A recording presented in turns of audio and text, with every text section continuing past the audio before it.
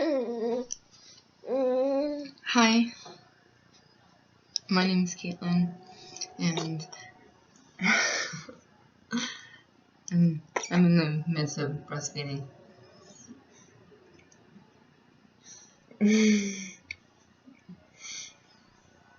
I just wanted to do a short video about free birth and women and their partners birthing their children on their own.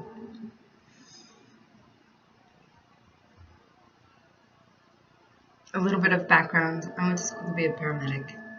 I was a certified EMT. I worked for the fire department. I wanted to help people, but something transitioned me into a completely different way of life, and I began to study herbal medicine. And so when I became pregnant,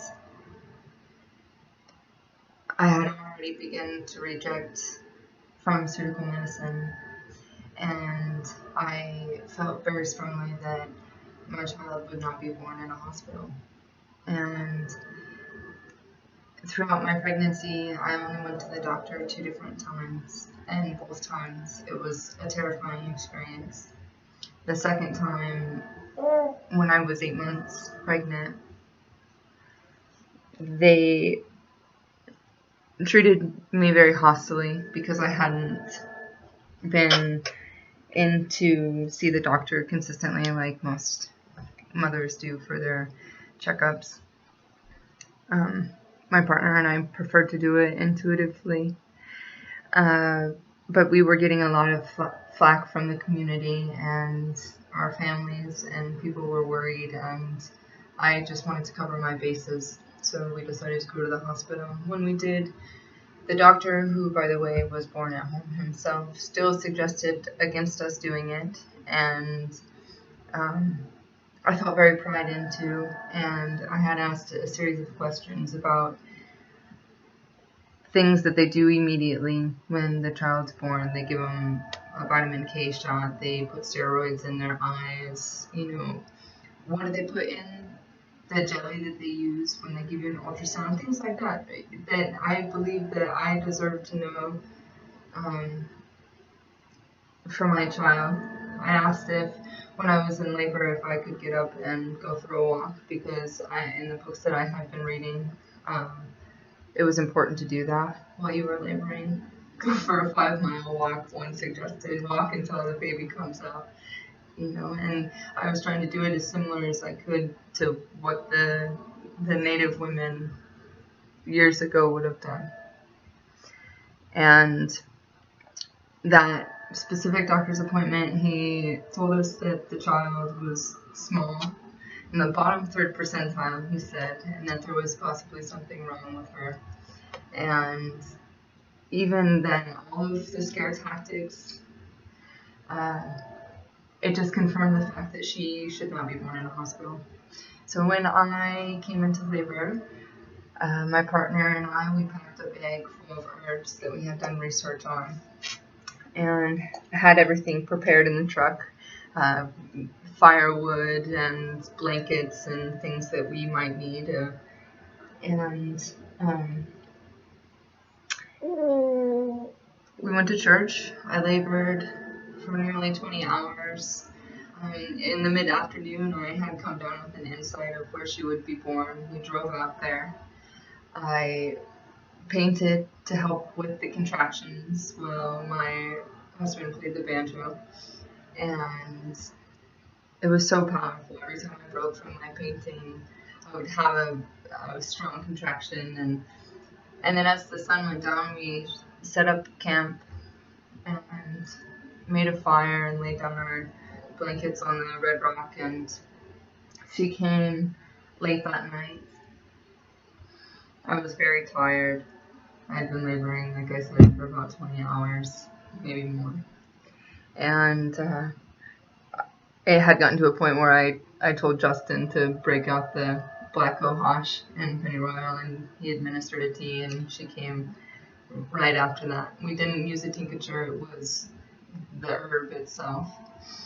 And I was on my knees with my hands above my head when she came out, and he handed her to me through my legs, and I had like a flashback to my EMT days and did a visual check of her and made sure everything was okay, and then immediately put her to my breast while we waited for the placenta to be birthed.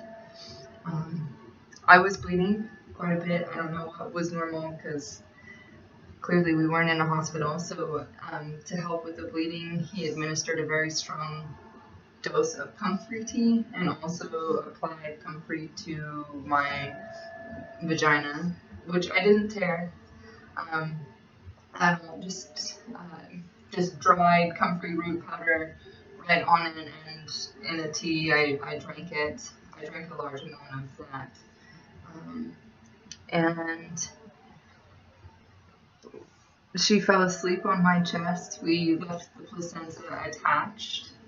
In the morning, when the sun hit the placenta, it began to gurgle, and you could tell that she was still eating off of it, that it was so important. And in a hospital, they cut it within 2 minutes.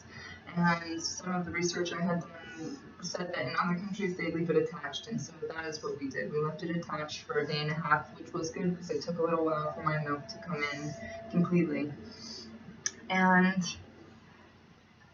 Mary Moon is now 6 months old, and she's very healthy, and you could definitely say that she's advanced for her age. And I would show you Mary Moon, but she's eating.